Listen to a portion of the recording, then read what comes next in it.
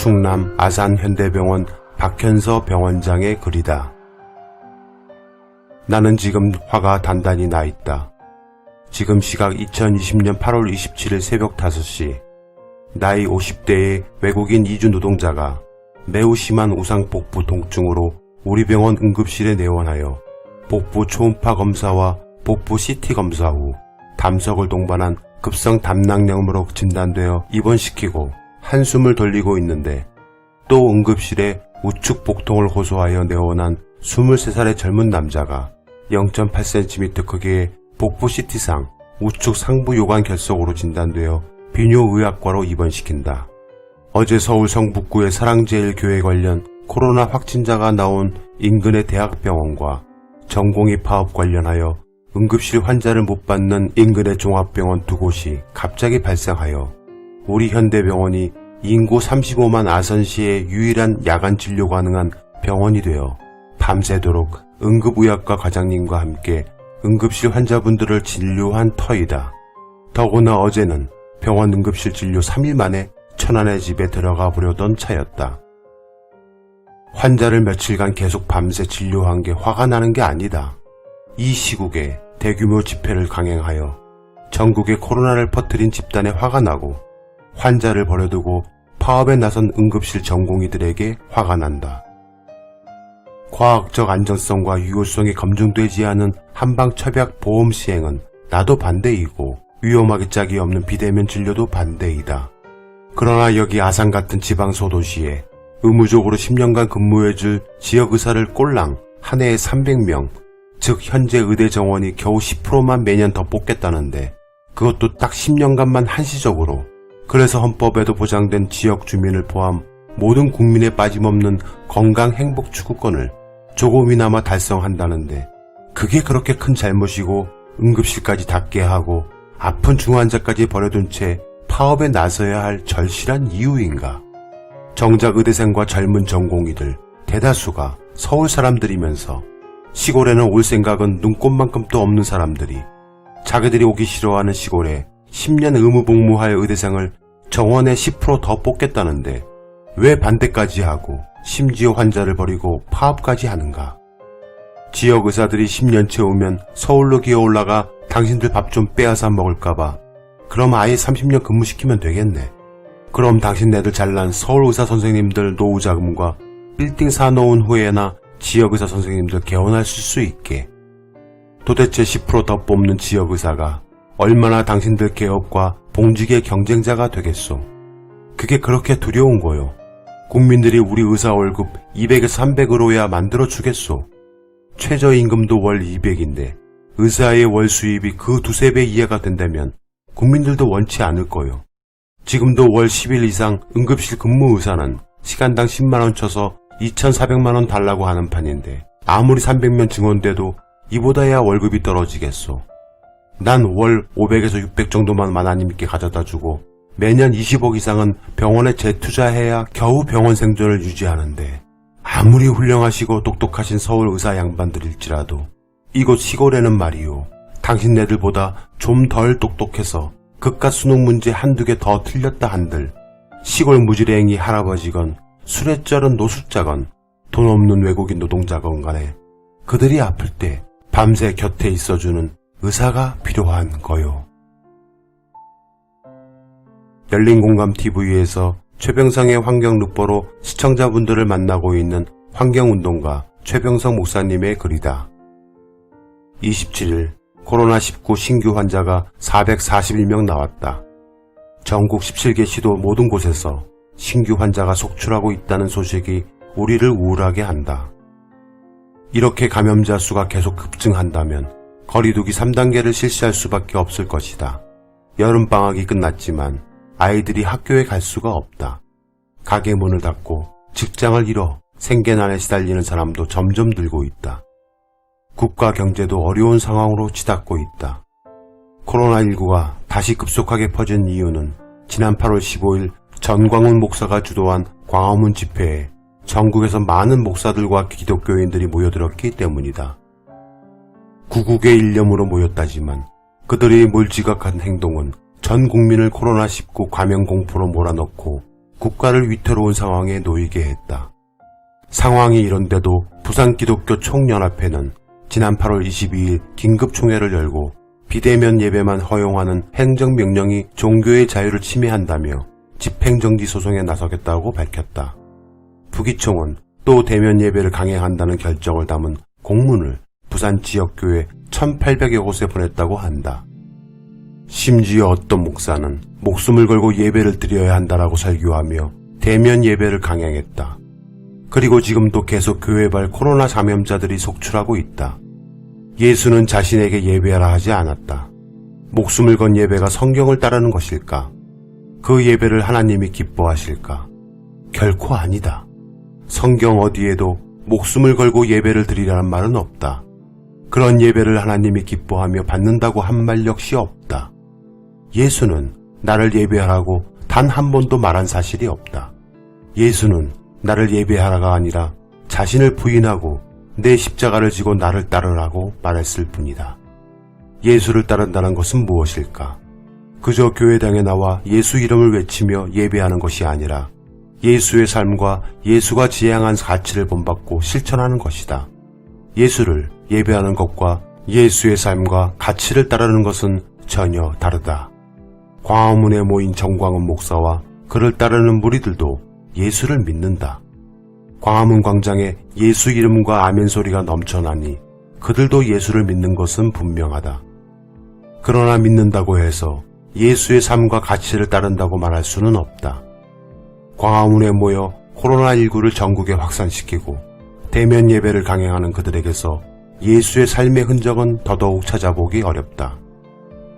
예수는 그리스도인의 삶을 세상의 소금과 빛이 되는 삶이라고 강조했다. 예수를 따르는 삶이란 세상의 부패를 막는 소금, 세상의 어둠을 밝히는 빛처럼 사는 것이다. 그런데 오늘 한국 교회는 세상의 소금과 빛이 되기는커녕 세상에 코로나를 전파하여 국민을 위협하는 흉기로 전락했다. 예수는 너희는 세상의 소금이니 소금이 만일 그 맛을 잃으면 무엇으로 짜게 하리요? 후에는 아무 쓸데없이 다만 밖에 버려져 사람에게 밟힐 뿐이다 라고 말했다. 몇 해 전 한 신학대학 채플에서 설교 중 맛을 잃어버려 길가에 버려진 소금을 한마디로 말하면 뭐라 할까요? 라고 물었다. 여기저기에서 같은 소리가 들렸다. 쓰레기요. 정답이다. 맛을 잃어버려 길가에 버려진 소금은 쓰레기에 불과하다. 쓸데만 없는 것이 아니라 오히려 길 가는 사람들에게 피해를 주고 혐오의 대상이 된다. 대면 예배를 고집하며 코로나19를 확산시키는 기독교가 딱 그 꼴이다. 어쩌다 이런 지경까지 되었을까? 유대교뿐만 아니라 기독교 역사에서 하나님을 위한 예배는 종교 지도자들이 사람들을 얼걸매고 노예화시키는 가장 좋은 수단이었다. 예수는 안식일이 사람을 위해 있는 것이요 사람이 안식일을 위해 있는 것이 아니다라며 사람이 우선이라는 신앙의 본질을 분명히 했다. 예수는 또 선한 사마리아인의 비유를 통해 하나님을 사랑하고 이웃을 사랑하는 참 예배자의 삶이 무엇인지 말씀하셨다. 한 사람이 예루살렘에서 여리고로 내려가다 강도를 만나 죽도록 얻어맞고 모든 것을 빼앗기고 길가에 버려졌다. 마침 지나가던 제사장이 그를 보았으나 그냥 피해갔다. 레위인도 그냥 지나쳐갔다. 사마리아인은 그를 불쌍하게 여겨 여관으로 데려가 치료비를 줘 돌보게 했다. 종교 지도자들인 제사장과 레위인은 아마도 하나님을 향한 예배가 우선이었을 것이다. 예배에 늦으면 안 되니까. 그러나 이방인으로 무시받던 사마리아인은 자신의 일을 뒤로 젖혀놓고 비용을 지불해가며 강도를 만난 이를 살려냈다. 예수는 이 비유를 들어 누가 강도 만난 자의 이웃이냐라고 물으며 가서 너희도 이와 같이 하라라고 하셨다. 대한민국과 전 세계가 코로나19라는 강도를 만나 이전에 경험하지 못한 고통을 당하고 있다. 그런데 한국 교회는 예수의 뜻과 달리 목숨 건 예배에 운운하며 고통받는 자들을 외면하는 것도 모자라 코로나를 전염시키는 강도가 되고 있다. 나는 인애를 원하고 제사를 원하지 아니하며 변제보다 하나님을 아는 것을 원하노라 라는 하나님의 말씀도 있다. 이 말씀을 현 상황에 대비해보면 하나님의 예배가 아니라 사랑을 나누는 삶을 원하시고 목숨 건 예배보다 하나님의 뜻이 무엇인지 바로 아는 것을 원하신다는 것이다. 예배는 인간 자신을 위한 것. 하나님은 인간의 예배와 아무 상관없이 스스로 충만한 존재다. 그렇다면 왜 예배를 드리는 것이며 예배는 누구를 위한 것일까? 예배는 하나님을 위한 것이 아니라 예배를 드리는 인간 자신을 위한 것이다. 하나님 앞에 나와 예배 드림으로써 내가 하나님의 능력으로 새로워지고 다시 세상을 살아갈 힘을 얻는 시간이 곧 예배다. 그렇다면 목숨을 건 예배가 무슨 의미가 있는가? 그 예배 때문에 예배 드리는 자도 코로나19 감염 위험에 빠지고 이웃들도 전염 위험에 빠뜨린다. 아이들은 학교에 갈 수 없게 되고 전 국민이 공포에 시달린다. 이런 대면 예배가 왜 필요한가? 정부가 기독교 신앙을 전면 금지한 것도 아니다. 코로나19 확산을 막기 위해 일시적으로 대면 예배 대신 온라인 예배를 요청한 것에 불과하다. 마치 이것을 종교 박해처럼 과장하고 목숨 건 예배에 운운하는 것은 정치적인 의도이거나 성경을 모르거나 둘 중 하나다. 어느 것이든 하나님을 욕보이고 한국 교회를 망하게 하는 지름길이 되고 있다. 코로나 사태를 통해 신앙의 본질을 회복할 때가 왔다. 한국 교회를 병들게 하는 교회 중심 신앙, 예배 중심 신앙에서 깨어나 신앙의 본질을 회복할 때가 된 것이다. 구약 성경 창세기 28장 16절에서 17절에 형 에서를 피해 도망가던 야곱이 해질 무렵 들을 베고 잠을 자다 꿈속에서 하나님을 만났다. 야곱은 잠에서 깨어 여호와께서 과연 여기 계시거늘 내가 알지 못하였도다라고 하며 자신이 있는 곳이 하나님이 있는 곳이라는 사실을 깨닫는다. 바로 여기에 참 신앙의 길이 있다. 한국 기독교인들은 모든 곳에 계신 전능하신 하나님이라고 하면서도 교회당 예배에서만 하나님을 만날 수 있는 것으로 잘못 알고 있다. 하나님을 향한 예배는 장소와 시간에 제한받지 않는다. 내가 있는 그 자리가 하나님을 만나는 거룩한 성전이며 내가 하나님을 만나는 그 시간이 살아있는 예배다. 이제 교회당 중심 신앙에서 벗어나 일상의 영성을 회복해야 한다. 일주일 동안 하나님 없이 살다가 보험금 납부하듯 일요일에 교회당 가서 예배드린다고 그 예배가 산 예배가 될 수는 없다. 일상의 삶의 자리에서 하나님과 만날 때 주일날 교회당의 예배가 살아있는 예배가 될 수 있는 것이다. 마약 중독은 자기 자신만을 해치지만 코로나19에도 불구하고 대면 예배를 강행하는 예배 중독은 한국 교회뿐 아니라 세상을 위험에 빠뜨린다. 대면 예배 고집하는 목사들, 성경에 적혀 있는 그대로 내 이웃을 사랑하라. 그렇게까지는 아니더라도 목숨 바쳐 신앙을 지키든 자영업 취급하지 말라든 다 좋은데 제발 남들, 이웃에게 피해만 주지 말란 것이다. 이 쉬운 걸 이해하기가 그렇게 어려운가? 이건 아주 쉬운 산수다.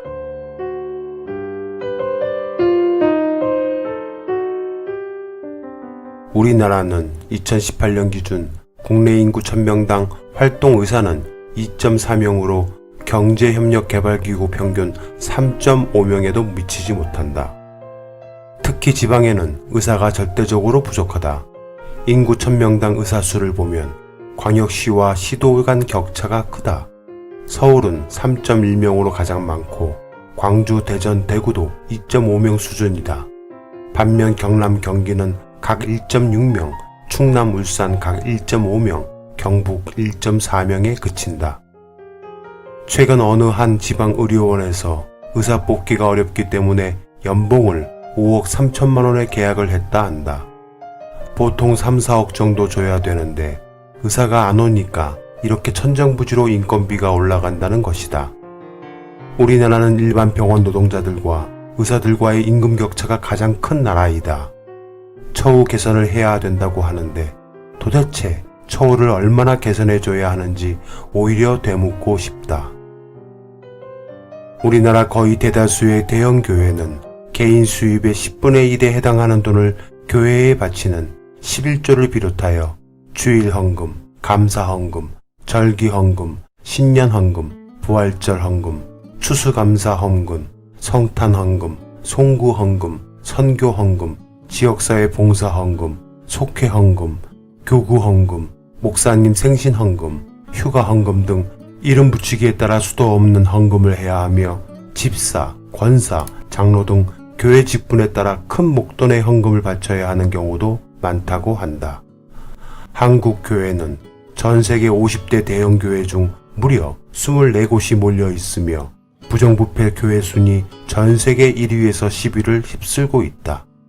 또한 기독교 윤리실천본부 본부가 2020년 한국 교회의 사회적 신뢰도를 조사한 결과 국민 10명 중 6명이 매우 불신한다 했으며 매우 신뢰한다는 대답은 고작 6.7%에 그치고 있다.